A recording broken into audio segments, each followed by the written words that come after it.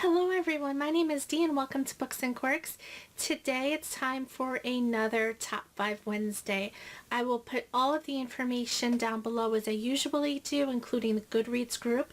And as you know, Top 5 Wednesday, I almost forgot what I was doing. Top 5 Wednesday is now hosted by Sam of Thoughts on Tomes and was originally created by Lainey of Ginger Reads Lainey. So all of that will be down below as it usually is. So if you want to take part, you know where to go. Okay, so this week's topic, or today's topic, is the top 5 most inaccurate book covers. Now, I only have a couple of physical books to show you, but I will insert the pictures so that you know what I'm talking about for a couple of these covers, and I have read all of these books. Okay, so number 5 is going to be a book that I actually got rid of not too long ago, which is why I don't have a physical copy to show you, but that is Conversion by Catherine Howe.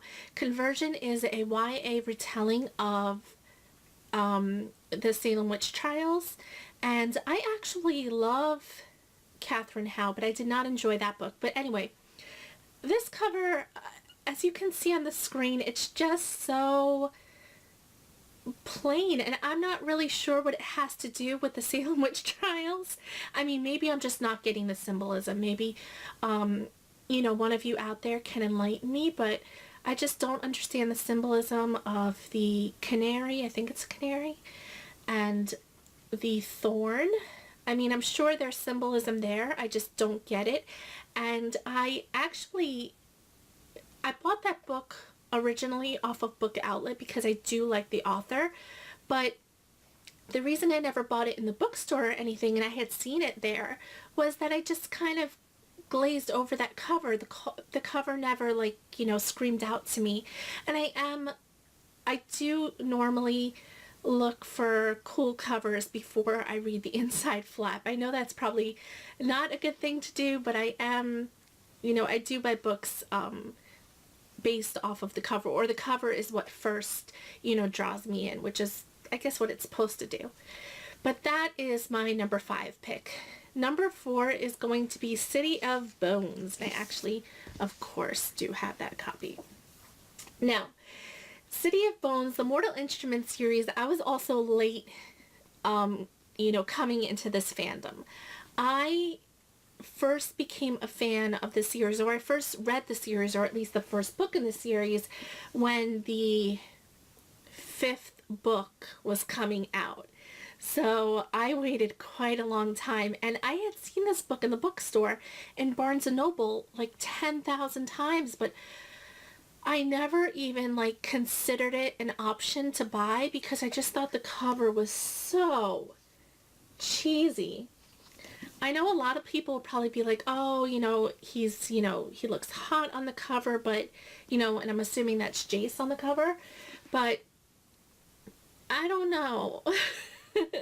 I mean, I never even looked at the synopsis, and this was before, you know, I watched, you know, booktube videos or anything like that. So anything I knew about books, I just, you know, would see in Barnes & Noble, or I would read some, you know, blogs here and there. But yeah, I didn't pick up this book because of the cover for such a long time, not even knowing what it was about, but it has become my favorite, like, fandom of all time. Not just the Mortal Instruments, but the Infernal Devices and the Dark Artifices and all of that. So yeah, this is my number 4 pick of a cheesy cover. And you know, I took this, I know that the title of this Top 5 Wednesday is Inaccurate covers, but I also took it to mean, like, for me, like, cheesy covers, or covers that just, you know, didn't really describe the feeling of the book to me. And all I saw when I looked at this cover was at least a half-naked man and what looked like New York City. So I didn't know, I don't know, it just didn't scream out to me, and I felt it to be inaccurate, especially the way I feel about the books now. Okay, number 3 is another book that I don't have a physical copy of, and Actually, that's a lie. I do have a physical copy of this book. I just can't find it anywhere. And that is Beautiful Disaster. This book, I wound up buying a different version of this book because this version, the first printing, was so disgusting. I just couldn't bring myself to buy a book with that kind of cover on it. It was just so gross. I don't even know what this cover is, but it's so not descriptive of what the book is about. So I think that cover speaks for itself, so I don't need to go into it further, but yeah, bad cover. My number 2 pick is going to be Ruby Red by Kristen Gear. I love this series. I don't even know what the series is called, actually. This was a German book that was translated into English, and it's been about 3 or 4 years since I've read this trilogy, but it is, it has to do with time travel. It takes place in London, and it's about a young girl who is coming into her, time traveling abilities. And first of all, let me say that although I think this cover doesn't speak to what the book is about at all, I think that this cover and the whole series is gorgeous. So despite the fact that it may be inaccurate or just not telling of the book, it's absolutely beautiful. I mean, just gorgeous. But this I think I picked up originally because I read it on a blog, but it doesn't speak to what the series is at all. It looks like just a cute little design on the front. But yeah, it does have a clock, so I guess that speaks to time travel, but it just looks like a beautiful girl in London, and if you don't read the inside flap, you wouldn't have known anything else. And the final, most inaccurate cover, in my opinion, is going to be the first hardcover printing edition of Throne of Glass, which I'll put up here.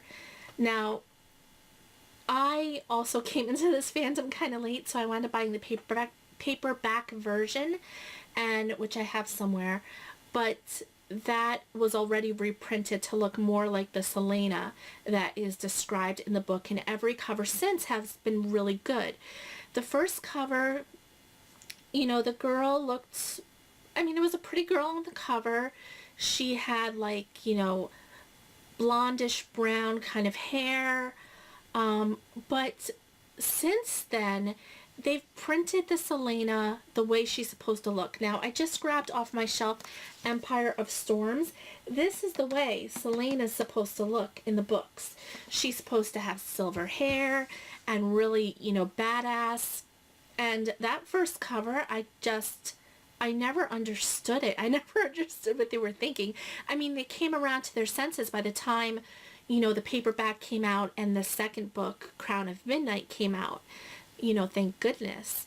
But that first printing, I mean, it was just so, to me, it was just so inaccurate. And I just think that, you know, ever since then, the covers just really look like the way Selena's supposed to look. And I love this series, by the way. So that is it. That's all I have for this Top 5 Wednesday. I hope you enjoyed. Please like, comment, and subscribe, and I will see you all next time. Bye, everyone.